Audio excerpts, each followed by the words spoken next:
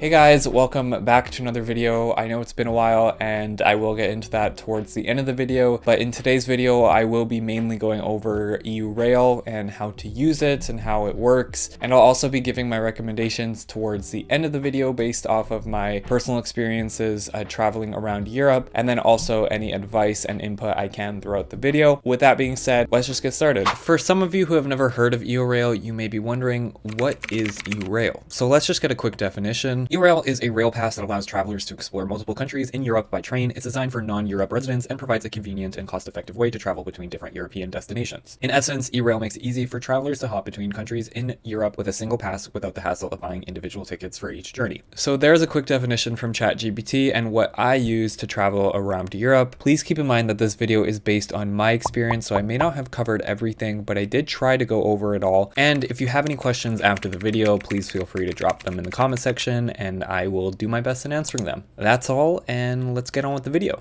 Okay, so before we get into the first section, there are two basic definitions I think it's important for you to understand before we get into detail about everything else. So the first basic definition is a travel day, and a travel day grants you access to as many train rides as you would like within one given day through Eurail. And the second basic definition is about Eurail Passes. So particularly, I just want you to know what you're purchasing. Basically, with an Eurail Pass, you'll be purchasing X amount of travel days and you'll have a limited amount of time to use those travel days. Now that you have a basic understanding of those two definitions, when I refer to them throughout the video, it should be less confusing. I just want to get that out of the way because I do think it is important to know that to understand anything else. Anyway, so we can get into the first section now. All right, so the first section is going to be going over the website and particularly their planner that they have, which is a very useful guide, which I do recommend using. So if we go over to the website, this is what it's going to look like when you first get here. You're going to want to look for plan your trip or this first pop-up. It may change depending on how far in the future you're watching this. So just look for something along the lines of plan your trip and planning guide and click on that. And then it's going to ask you for your starting city or town in Europe. Most likely is going to be wherever you flew into. So in my case, I'm just going to put Berlin, Germany. Number of travelers, one youth, 12 to 27. Hit done. And let's hit let's go. Then it's going to bring you to this page and you can just click anywhere on the screen, click on a country to get started. So this is what you're going to see, and we will get into how to use this right away. But I do think it's important to note that this is not permanent, so you can make changes along the way throughout your trip. You don't have to go about your trip exactly how you planned it on this itinerary here. I would use it as a place to brainstorm wherever you want to go. Use it as like building blocks to kind of help you if you don't know where to start. Before we add any other destinations here, I do think it is important to start by adjusting your dates accordingly. So I set my dates to January 15th to February 15th, 2025. Again, this is just an example, and you can also change your dates later. Okay, so once you have your starting point, the first thing you're going to want to do is click this plus here, and this plus allows you to add your next destination. So in my case, that was Copenhagen, so I'm just going to add that, and then you're going to see it's going to connect them here on the map. The other thing you can adjust on the left hand side here is how many nights you're staying in each city. Let's just say, for example,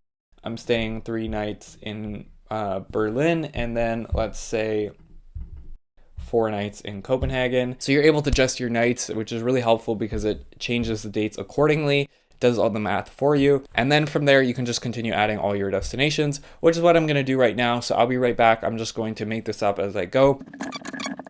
Okay, so I just finished the itinerary here.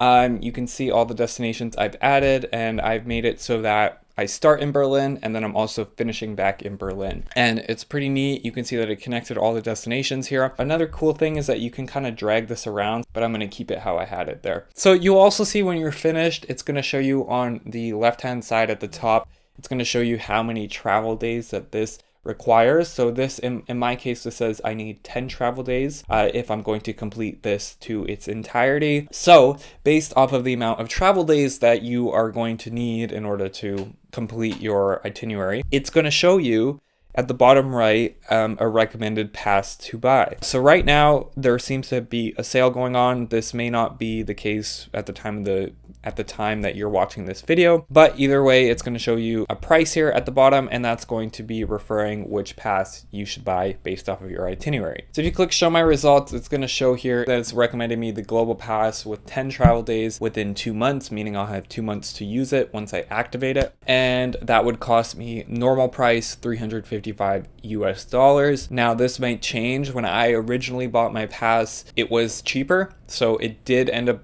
going up in price, but it's still more affordable, which I will get into later, but just keep that in mind. Anyways, that leads me into the next section, which is going over the passes. So if we go to passes, passes guide, and then get your global pass, you'll be able to see all the available passes here. So they have 4 travel days within 1 month, 5 travel days within 1 month, 7 within 1 month, 10 within 2 months, and then 15 within 2 months as well. Now, there is also continuous passes, which I have never purchased, I don't have experience with, but it seems like these continuous passes are if you're traveling continuously day after day. You can also change your currency at the top here. So if you go to the top here, it'll show the USD. You can change that to Canadian, AUD, Euro. So this would be the prices in Canadian, but for the sake, I'll switch it back to USD. And the pass that I ended up purchasing myself was the 10 days within 2 months. I actually didn't end up using all the travel days. I only ended up using 5, but it was still worth it. It still ended up being cheaper than purchasing the tickets individually. Again,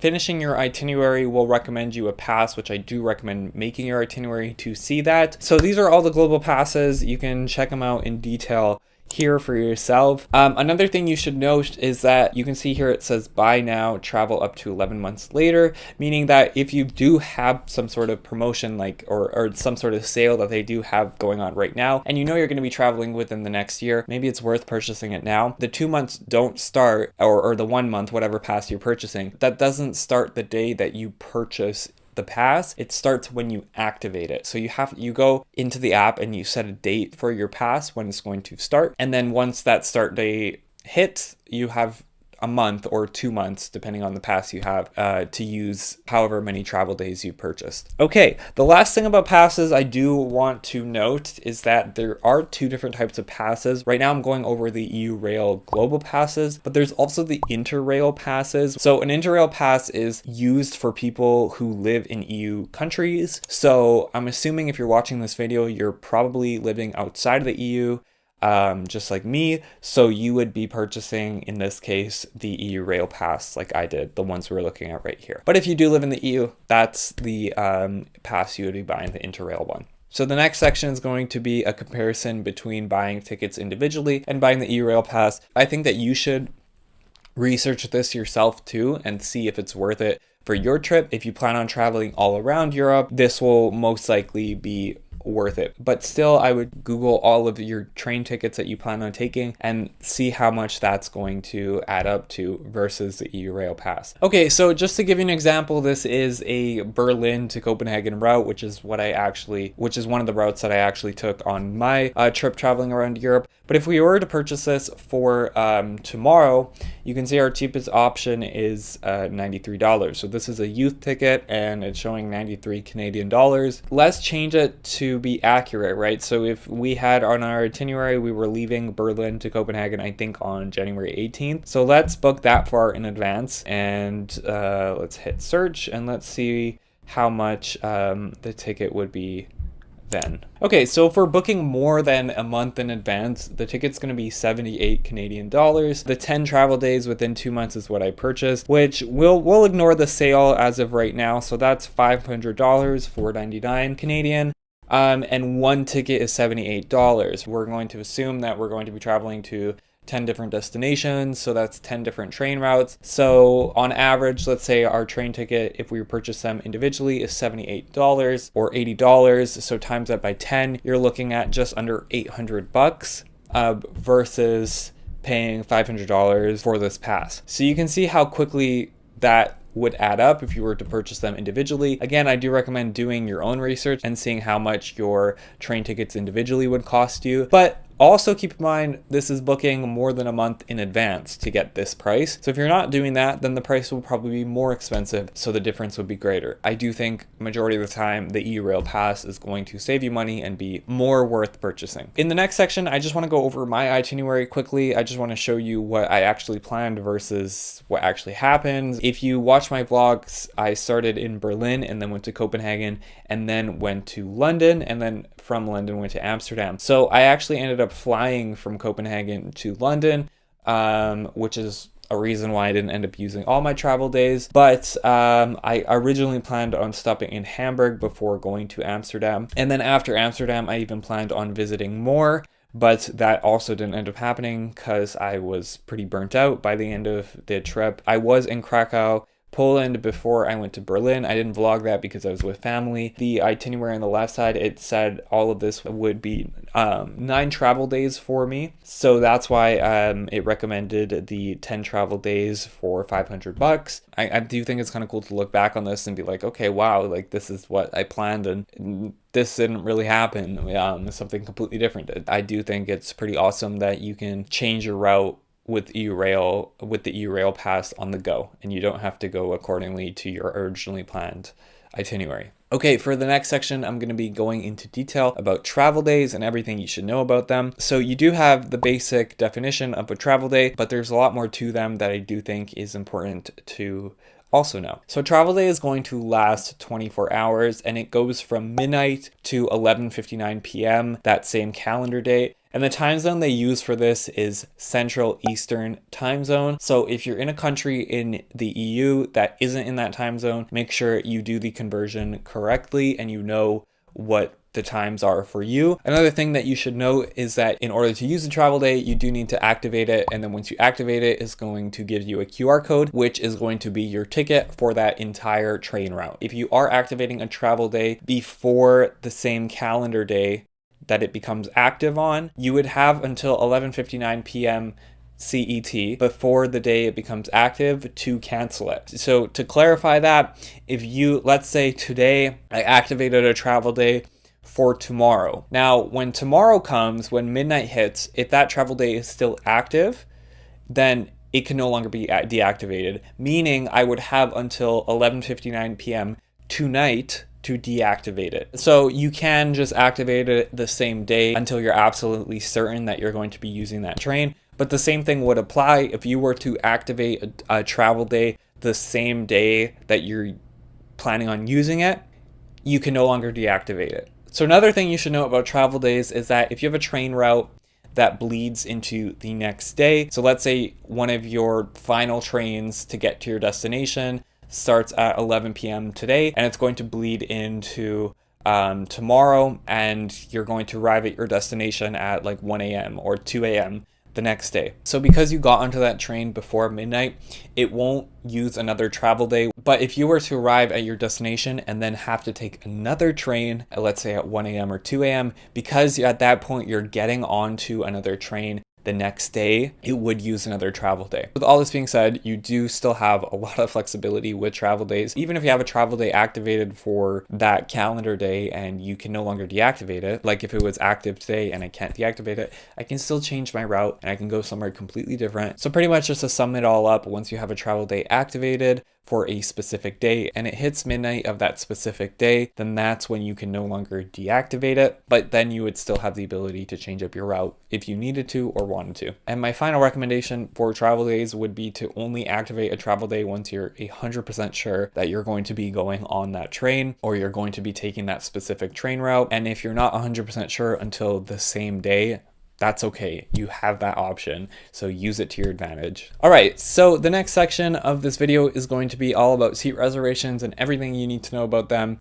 Unfortunately, this is the most dreadful part of the entire process, but it is something that you most likely can't get around, so it is important to know about seat reservations and how they work and all that. So let's just get into it. The first thing I want to show you is just how to find seat reservations and to see if seat reservations are required for your route. Now, you will be able to see if seat reservations are required for your train route within the app. So when you're saving the trains that you want to take or considering taking, it'll show you if seat reservations are required there. But I would recommend checking seat reservations for the train routes you plan on taking after completing your itinerary and before purchasing your pass. So I'm just on the homepage of eurail.com, and what you're going to want to do is go to seat reservations at the top and then click on book seats, and this is where you're going to be able to check all your routes. Okay, so let's just use an example here of Berlin to Amsterdam. Let's select our date of January 18th and our starting time.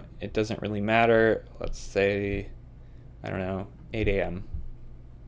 Search. So it's going to show you results starting from 8 a.m. and onwards. And you can see here, it's showing me multiple different train rides from Berlin to Amsterdam. And it's showing here all the results require no seat reservation. So if you were to just have your Eurail Pass, that would be enough to get onto this train. Let's just click on the first one here. So you can see it's leaving Berlin at 9:51 a.m. and it's going to arrive in Amsterdam at 3:59 p.m. It's going to show you the duration of the train, and it's showing here, it says you're ready to board. It's going to show you what train it is. So the train number is IC 146 Intercity, and it's going to show you over here that the train is direct, meaning that it's one train, no transfers. It's going straight from Berlin to Amsterdam. The last train that it's showing here at the bottom from 4:41 p.m.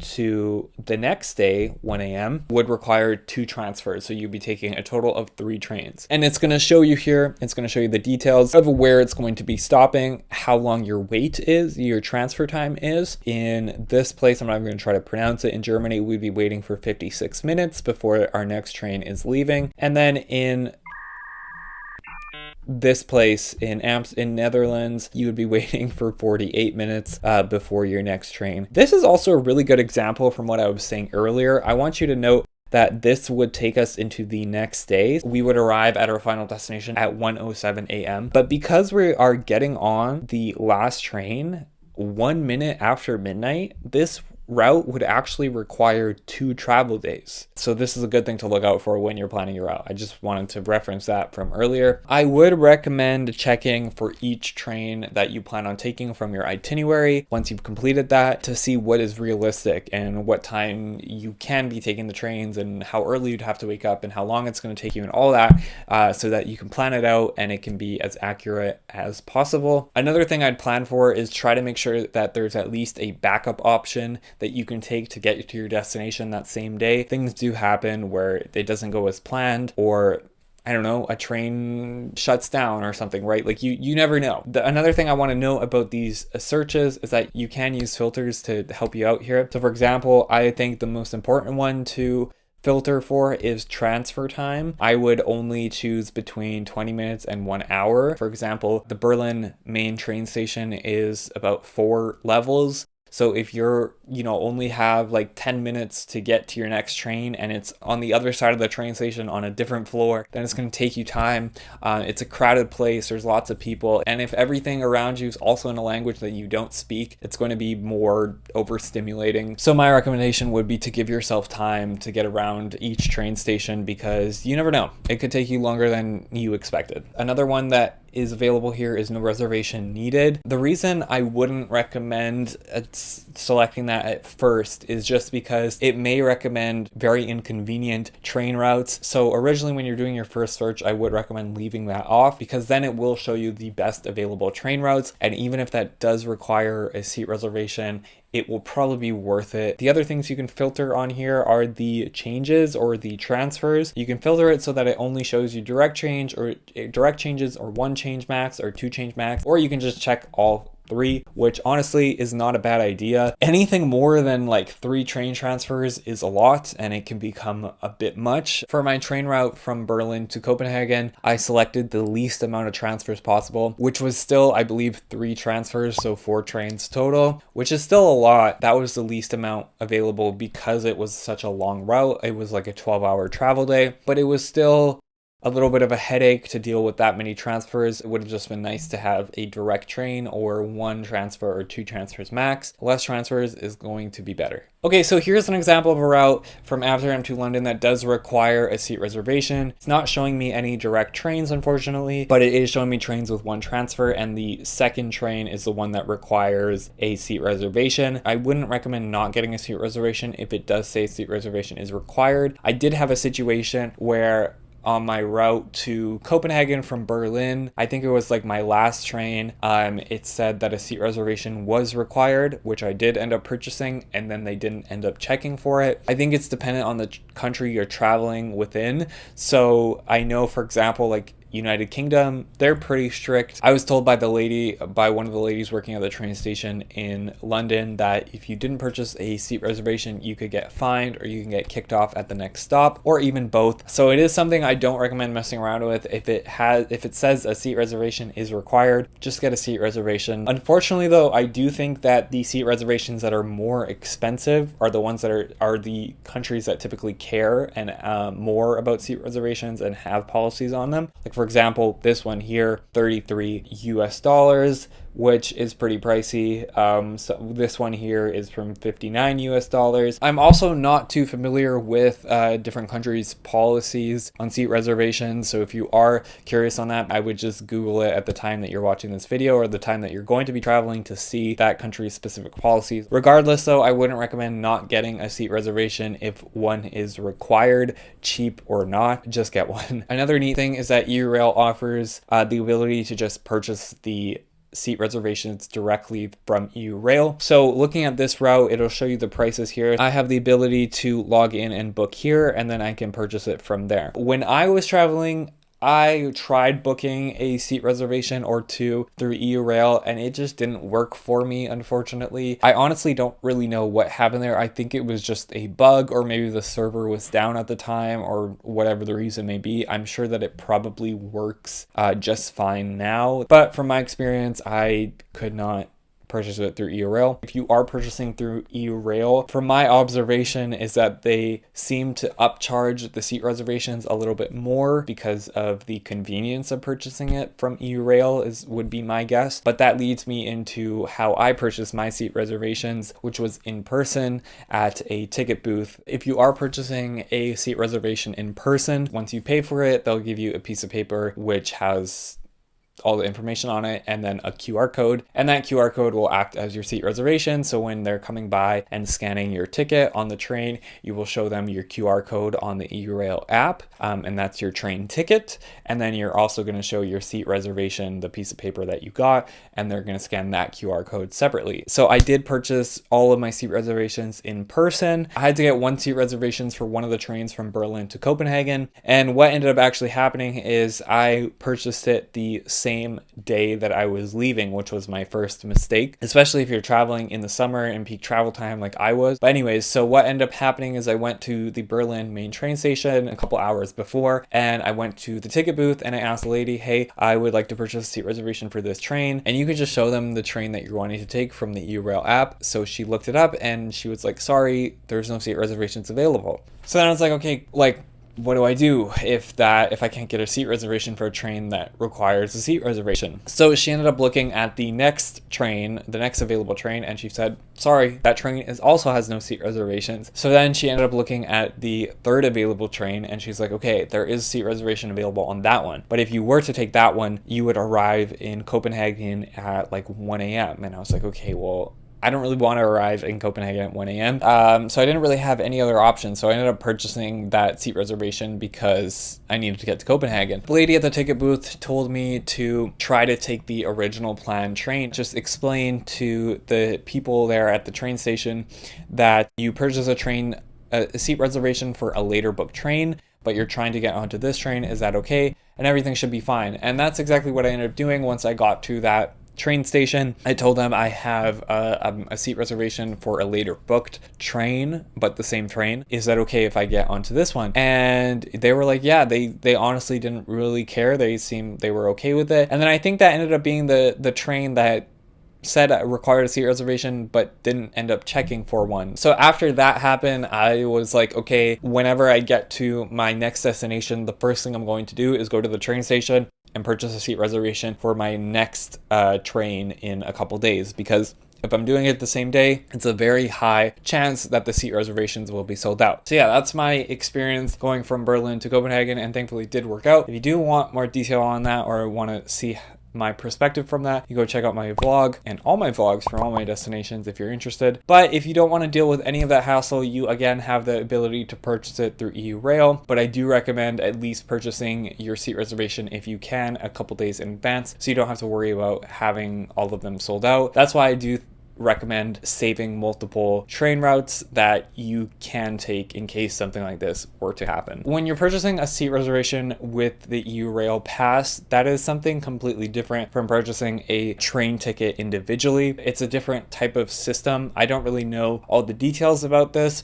but basically your seat reservation is like linked with the Eurail Pass, and there's only a limited amount of those. So sometimes those sell out, but you can still get on the train if you were to purchase a regular ticket. There are technically other options. It's just obviously not convenient. If you purchase an Eurail Pass, you want to be able to use it. The other thing I want to talk about is first and second class. So with seat reservations, you can book a first class seat reservation and a second class. I never booked a first class seat reservation, but I did walk through the first class section, and to me it all looked the same. I don't know if there's any other perks that I'm not aware of, but it didn't really seem worth it. So my recommendation would be to just save the extra couple bucks and get a second class seat reservation. All right, so that's seat reservations summed up. I know that was a lot, but it's all important stuff for you to know. So I hope that was helpful. So the next section is going to be me going over the app. It is important to know how to use the app because this is what you're going to be using as you go along your trip to scan your tickets and all that. So I'll do a voiceover because I can't do this live because I'm recording off of my phone. All right, so this is what the app is going to look like when you first open it, and I am going to be going over every section here to show you how to use the app, but I just want to start with the More tab. This is where you can access all the settings and where you'll be able to log in, assuming you already have an account. I'm not really going to go over this. It's kind of self-explanatory. You can explore here if you would like, but yeah, this is pretty much the More tab. Settings in the top right here. You can mess around with those, and then to the left of the More tab, we have the My Pass tab. This is where you'll be able to add a pass. So I already have one here. This is one I used on my trip. There will be a button on the screen that says add a pass if you don't have one, or in the top right there's a plus button, which if you click on that, it'll ask you for your details of your pass, so your last name and your pass number. So at this is assuming you've already purchased your global pass and then now you're inputting it onto your phone. So this is where you would do that, and this is important, so make sure you actually do this once you purchase your pass, because again, you're going to need your QR code on your phone to scan as an actual train ticket. And then if you click on My Pass, you can view your pass and all the details about it and which one you've purchased. So you can see mine is 10 days within 2 months. This is obviously in the past. That's why it says this pass is expired and I can no longer use this. Because this is in the past for me, you can see how many days I've used. So I used 5 out of 10 travel days. And if you click on any of the days here at the bottom, like for example, day 3, Berlin to Copenhagen, this is where you would be able to access your QR code. So this is also important. This is where you would get it. So once you activate which route you're using, which I'll show you how to do right away, this is where you would go into the pass and click on the QR code. Now, I can't show you the QR code because this is already an expired trip, so it doesn't give me the option to, otherwise I would. But yeah, this is where you would find it. All right, we'll go back out of there. To the left of My Pass is the My Trip tab. And if we click on that, this is where you'll be able to create a trip. Again, same thing if you don't have a trip, there's going to be a button that says create a trip or something along the lines of that. Or in the top right, there's a plus button, which you can click on that and then name your trip. And I just named mine Europe trip. And if we click into that, you'll be able to see all of the trips that I saved, which there is a shit ton here. Because I had the flexibility of going to so many different destinations, I had so many different routes saved. Like for example, here on Saturday, July 29th, I had multiple options for leaving Berlin. So I had a train that I was considering taking going straight to Amsterdam, then another one going to London, then one going to Copenhagen, which is the one I took, and then another one going to Copenhagen. I had options saved for me in case I wanted to go to a different destination on the day. And you can see that the Berlin to Copenhagen route is the one that is turned on. on, like has a little turned on tab there. Everything is grayed out because again, this is a inactive pass. I'm no longer using this, but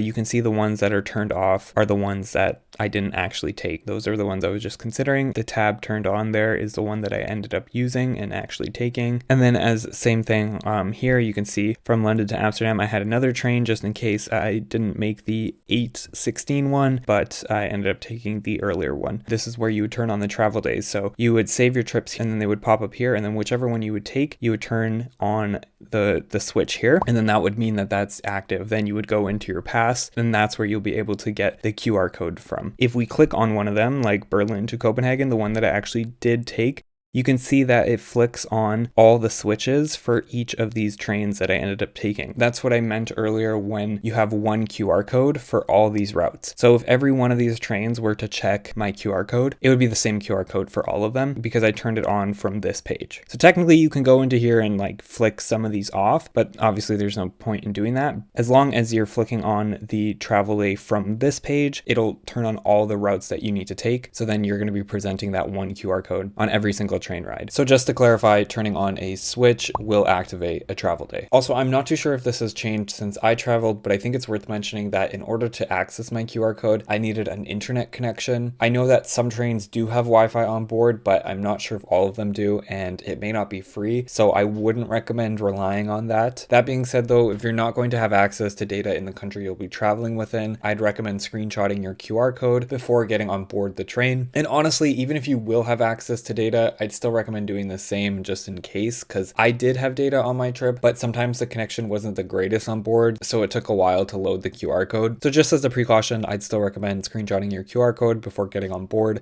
even if you will have access to data. That way, if your QR code isn't loading, you can still prove that you have a ticket. What else can I show you here? So if we click on view on map, you can see that these are all of the trips that I had saved. Obviously, I didn't go everywhere here, but this was every place I was considering going to. So it saves them all here, which is kind of cool. And then there are your statistics here, which just shows you your overall statistics. Okay, so the last section here is the planner section. So if we click on that, this is where you'll be able to plan your trip. So this is going to be very similar to the seat reservation section that I just gone over searching for a trip on the computer. So same thing, you would put in where you're leaving from. So we'll just do Berlin to Copenhagen, which we already have inputted here. And then you can select your departure time. So we could just, switch it up a bit.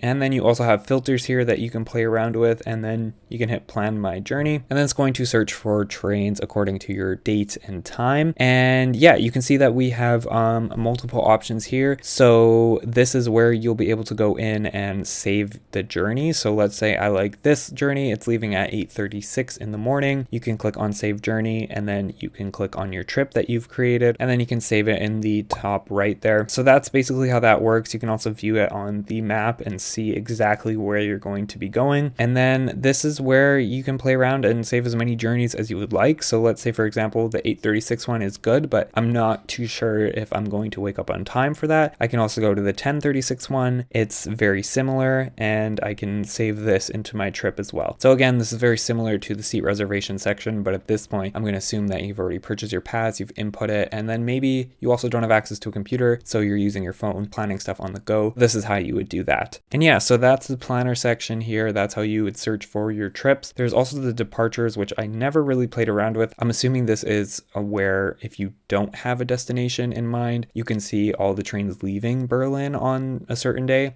and decide which one you want to take. I think, I'm not too sure. But yeah, I mean, I typically just use the planner and saved my journeys into my trip, and then review the journeys that I'd save and decide on which one I want to take either the day of or the night before or a couple days before. So that's pretty much it. That's how you use this app. It's pretty easy in my opinion. I hope I explained how to use this app pretty easily. Back to me. The next section is going to be all about finding your train at the train station. Okay, so when you're finding your train and what platform it's going to be at, you're going to want to find a screen, and it's just like an airport. So you're just going to see like trains listed. And the first thing I would recommend, especially if the train station is not in a language that you speak, I would look out for the train number. So the train number that you see in the Eurail Pass, like for example, I see E whatever number it is, look out for that train number on the screen. And then the other thing I would recommend is make sure the times match. Usually those are pretty accurate. It will also say if it's late, so you may not see on Eurail if it's like late, but it should show the original time of that train and then the new time. I would also recommend looking for your destination on the screen, but sometimes your destination may not be on the screen. A lot of times I've noticed when you're looking for your train,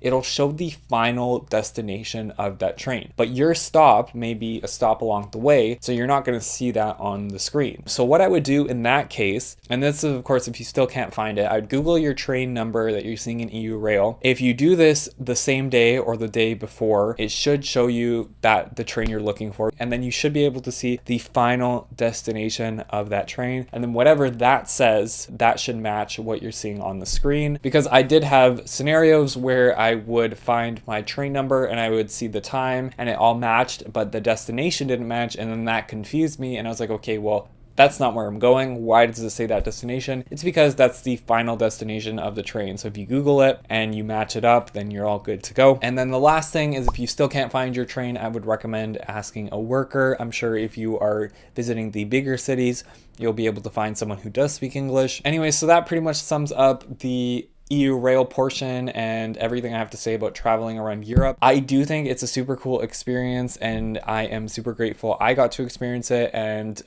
if you get the chance to do it, I highly recommend it. And if you're interested in my experience on how all of it went, I do have 4 vlogs uploaded on my channel, so go check those out. The next section I want to get into here is just all about my personal recommendations based off of my trip. This is going to be my first recommendation, and this is the Circus Hostel in Berlin. I found this hostel by searching on TikTok. I think I was searching best hostels in Berlin or best hotel or something like that, and this came up and I was intrigued and I ended up booking it through their website. It's always best to book through their website if you can, if they do have a website, because it's going to be the best price. So I was only here for a couple nights. I had my own private room, but it still felt like a hostel. Like there was plenty of opportunities to meet people. This hostel put together like every day there was like a new activity, like a new group activity that you could like sign up for or just go to. There was a bar in the basement. They had like karaoke night. They had like a walking tour at the time I was there, which I signed up for, and that's where I met 2 of my friends. So yeah, it's pretty neat. And even though I had a private room, I still felt like I could be a part of kind of the hostel. And if I was there for longer, I probably would have socialized even more. You know, they had breakfast included, and breakfast was another like social area where you could interact with people. Unfortunately, I didn't really talk to anyone at breakfast, but still, it was a neat place. This is kind of what it looked like. It was very clean from my experience. Oh, this was literally the room I was in, or something exact. It's very similar to this. But yeah, I enjoyed my stay there. The next place is City Hub Copenhagen. This place was so cool. This is probably top of my recommendation, to be honest, because it's just such a neat concept. It was pretty affordable for what it was, and you basically get this like pod that just has like a queen or king size bed. Like there's not too much room in these pods, but I didn't feel claustrophobic at all. I honestly showcased this way better in the vlog, and you can see that in the Copenhagen vlog if you're interested on how this looks and my experience staying here. But I really did enjoy it. Even though there was a lot of people there, it was still like quiet and peaceful at night. They also had this like breakfast plan deal with the breakfast place next door, where you basically get like a discount purchasing it through at the hostel or at the hotel. I don't know what you would call this. And then you would just get a like token to go to the breakfast place next door every morning, and it was delicious. It was so good. I miss that place. I also found this place through TikTok, I believe, and then I also again booked through their website. That gave me the best available price, and it was a good location. It was pretty central. This is kind of what it looks like. This was pretty much me. I had the bottom one. Again, it was still very spacious. Not very, it was still spacious in there.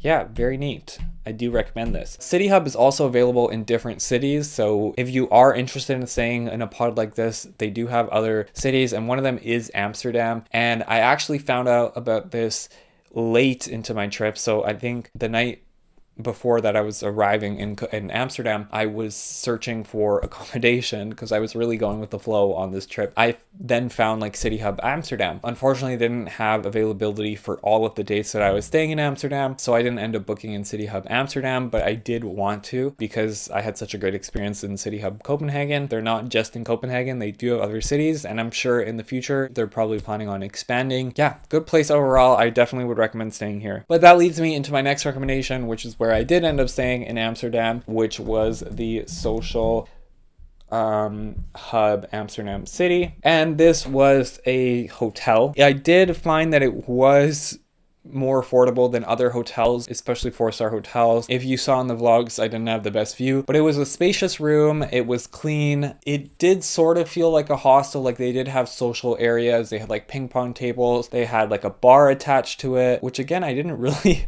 spend too much time there because whenever I'm in a new city, I want to go out and explore. So I wasn't really socializing too much. I was staying at these accommodations just to primarily be alone and sleep. They had laundry there as well. They had a breakfast buffet, which wasn't included, but it was delicious, all you can eat. I do miss that as well. This location was not central Amsterdam, but just outside central Amsterdam, so still very close. It was literally one metro ride away to the main train station. I didn't have much planned on this trip. I kind of just went with the flow. A lot of my planning happened the night before. I would be in bed making an itinerary for what I wanted to see, and a lot of my ideas came from TikTok. I would just search like what to do in city and see what would come up, and then I would filter it for recent so that it would show me accurate things that are going on and not like things from years ago. So yeah, that's another recommendation, is I would use TikTok or YouTube, watch YouTube vlogs. You can watch mine, of what to do in the new cities that you're going to travel to. Just flag what you want to see the most from those videos and go from there. Other recommendations I have is you can use things like Eventbrite or TripAdvisor. Those are great apps to book tours. So a lot of the stuff on there isn't free. Boat tours or bike tours or things like that. That's another way to meet new people if you are not staying in a hostel or if you don't want to stay in a hostel. All right, cool. So those are all my recommendations. I hope that helped you. The next section of the video is just going to be about like why I'm uploading this now. Why I'm uploading this now is I still feel like I have a lot of insight on traveling around Europe, especially because it still wasn't insanely long ago. And I just thought that even though I'm uploading this video pretty late compared to, you know, when I actually did travel, people can still find this, or you guys can still find this useful, hopefully. I had the idea of making this video long ago. As soon as I, you know, finished the vlogs, I did want to create this type of video, but then I got back into working. When I am working, I work a lot of hours. I don't want to get into it because I know every YouTuber is like, oh, you know, whenever they take a break, it's just life happens. They've been working, blah, blah, blah. But that's honestly really what it is. It's just been a lot of work. And then now I finally had time off where I've been able to kind of reflect and focus more on this. And I do want to create YouTube videos. I do want to upload. So I figured that this is a good start. Once I got back into working and just being busy, I did forget about this video, and then it came back to me recently and I'm like, I should make this video. But yeah, I definitely do want to be uploading more regularly on this channel and taking this more seriously, and I think it would be pretty cool to see where this can go. I also have to give thanks to you guys though, because the amount of love and support and feedback that I got on the 4 vlogs that I uploaded is crazy. I think that's kind of crazy. It's kind of surreal to see that, especially because I'm just starting YouTube off, and those 4 vlogs actually had people watching them. And I did see comments where people said, you know, they were inspired to travel because of the vlogs and they wanted to experience solo traveling for themselves. When I hear stuff like that, it just inspires me to create more. So I do thank you guys so much for, you know, all your nice comments and feedback. I'd love to be able to help those types of people who did watch my vlogs and are thinking of maybe doing the same thing one day. I'm hoping that this type of video can help people travel. So thank you guys so much for all the love on those 4 vlogs. Seriously, it means a lot. And if I'm being honest and completely transparent with you, something I've been struggling with is you know, what to upload on YouTube. And I do want to be creating, you know, lifestyle type of videos and keep that type of content on this channel. But when I'm not traveling, it's kind of difficult to come up with things to make and create, which I know I'm probably overthinking too. Also, another reason why I'm making this video now and uploading this now is just because it'll push me in the right direction and it's a start. And I think from here, it'll help me start to take YouTube more seriously and grow from here. I'm excited for that, and I'm excited to see where this YouTube path takes me and where it goes. And again, I'm very appreciative for you guys. That's overall why I'm making this video now. That is pretty much it. So thank you so much for watching. And if you made it this far into the video and watched it in its entirety, I appreciate you so much. And I appreciate if you could also drop a like and subscribe down below. And again, those 4 vlogs are linked down below if you want to watch them, or you can click on it here. Or you can click on it here. I don't even know if I'm pointing in frame, to be completely honest. Thank you so much for watching, and I will see you in the next video. Bye-bye.